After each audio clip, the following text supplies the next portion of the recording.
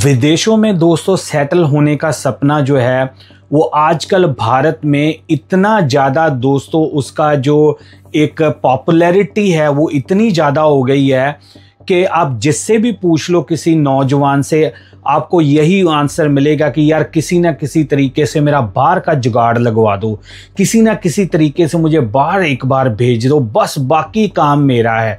उसके लिए लोग कोई भी खतरा उठाने के लिए तैयार हैं, कोई भी दोस्तों वो अमाउंट देने के लिए तैयार हैं।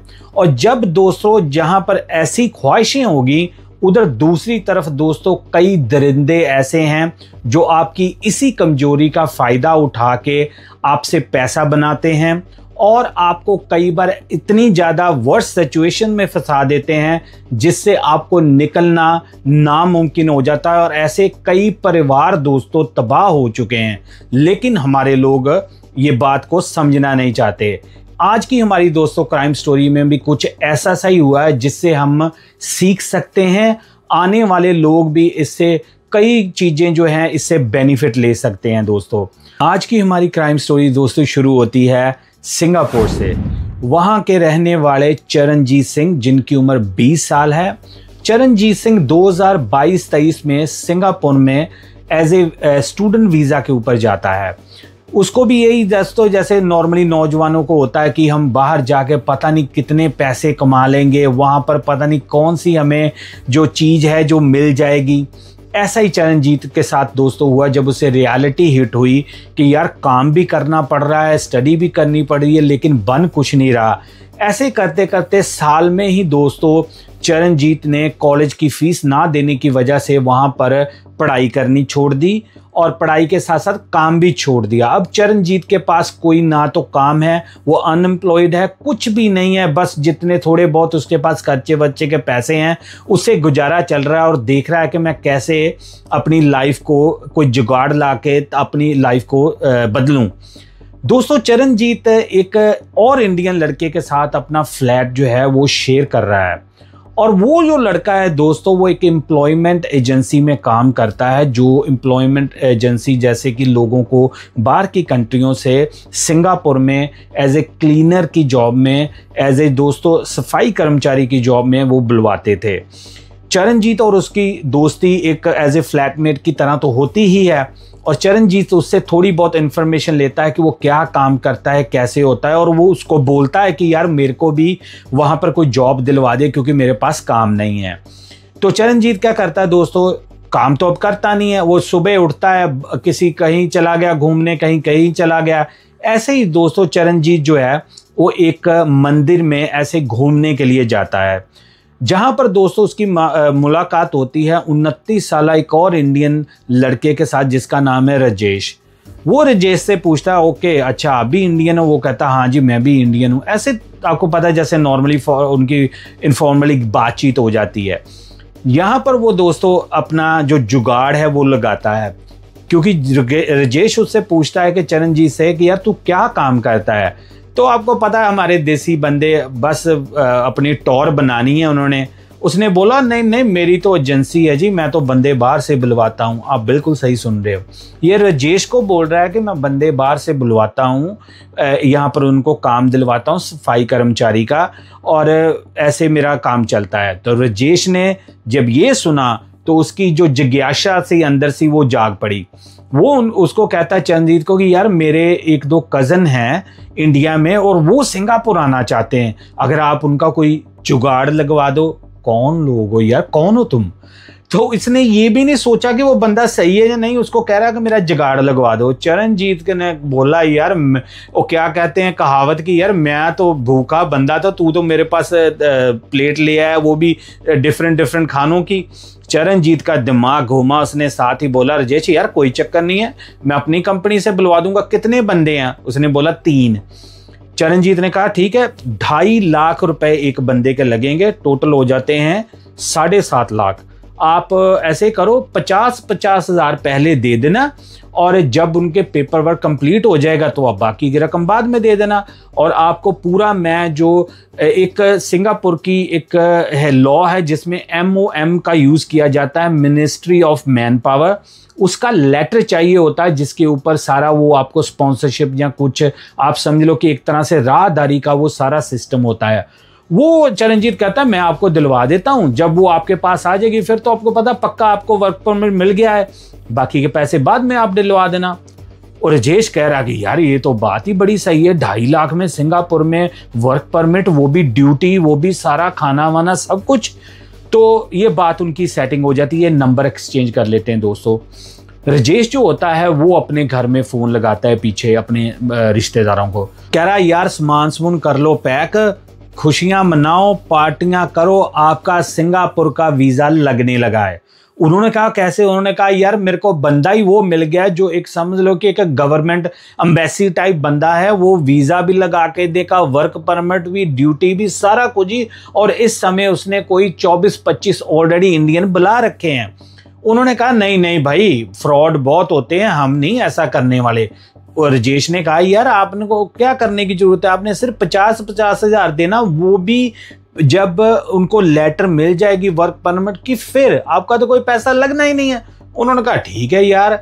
इधर दोस्तों चरणजीत अपने फ्लैटमेट के रूम में जाता है, जब वो वहां पर नहीं होता, वहां से ये कोई जरूरी दस्तावेज जो होते हैं जिनमें कोई एम्प्लॉयमेंट का कुछ होता है उसको लेता है। और दोस्तों टोटली फेक एआई से जनरेटेड वो जो सारा होता है एम्प्लॉयमेंट का वो अपना बना लेता है, और राजेश के और जो नाम राजेश ने दिए होते हैं उनके नाम के ऊपर एम्प्लॉयमेंट वहां पर वो डाल देता है।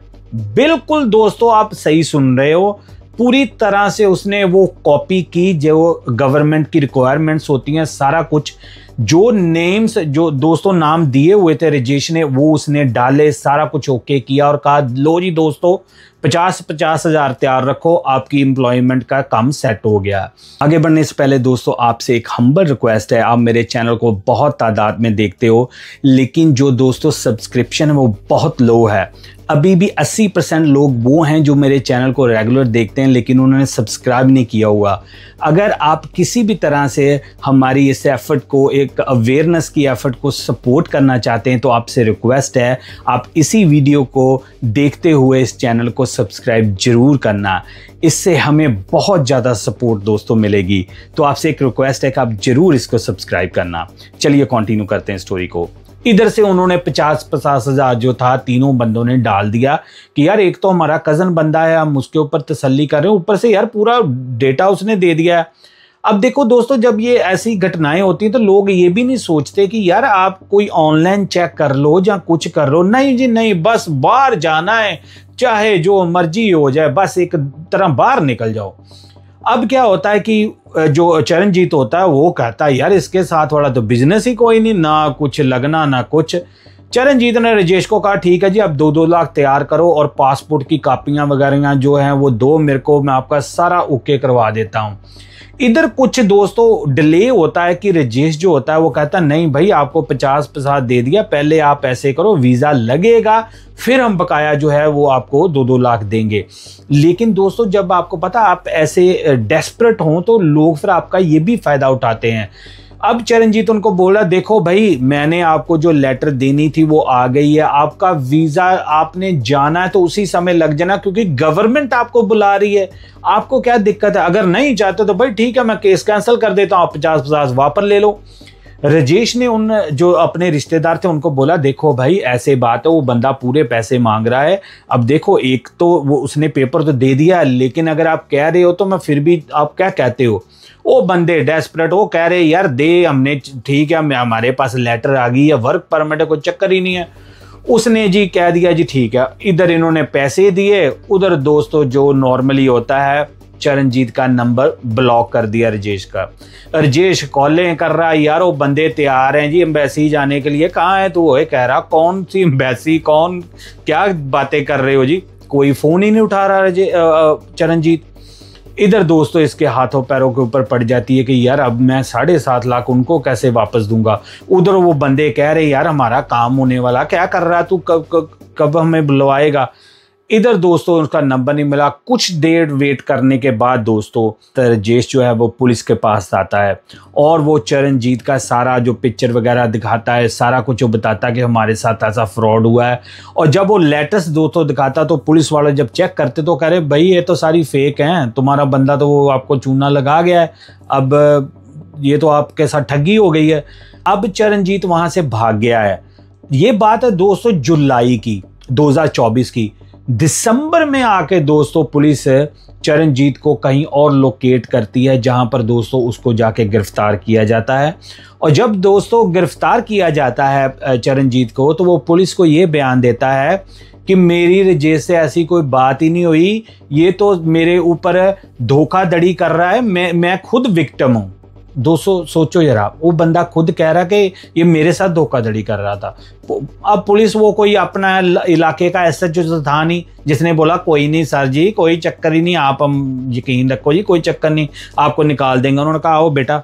वो जब आए, सारा आपको पता हमारे बंदे फिर प्रोफेशनल क्रिमिनल तो होते नहीं है, सारा चरणजीत ने आके दोस्तों बक दिया।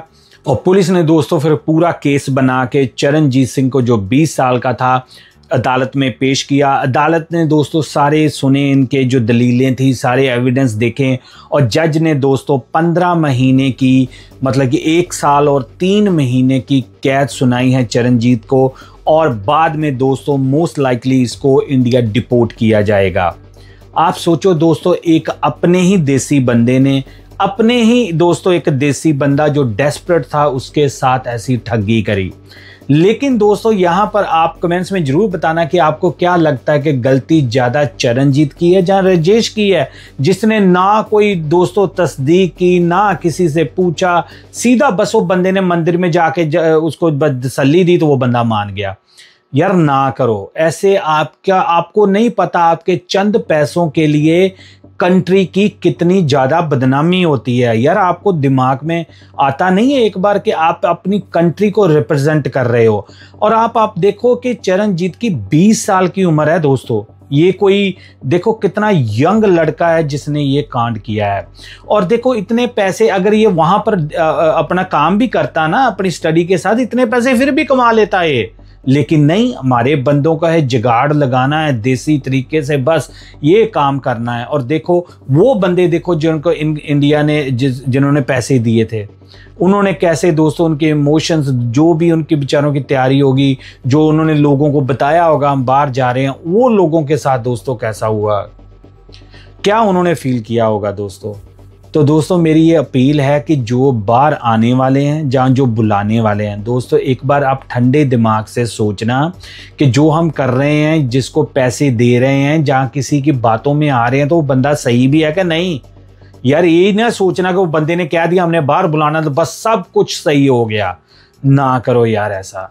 आप भी अपना दिमाग लड़ाओ, आप भी अपनी एक थोड़ी सी जो होता ना एक ठहराव रखो। जल्दी से पैसे दे के सारा कुछ ऐसा नहीं होता दोस्तों। तो ये मेरी स्टोरी बनाने का दोस्तों मकसद था कि एक अवेयरनेस लोगों में पैदा हो सकेगा। तो आप इस वीडियो को ज़्यादा से ज़्यादा शेयर करना कि ताकि कोई इससे एक स्कैम से, चंगुल से कोई फंसने लगा तो उसको थोड़ा सा आइडिया हो, तो वो अपना सतर्क हो सके। तो ये थी मेरी दोस्तों आज की क्राइम स्टोरी। मैं मिलूंगा एक और नई स्टोरी में, तब तक लिए एज यूजुअल दोस्तों, जय हिंद।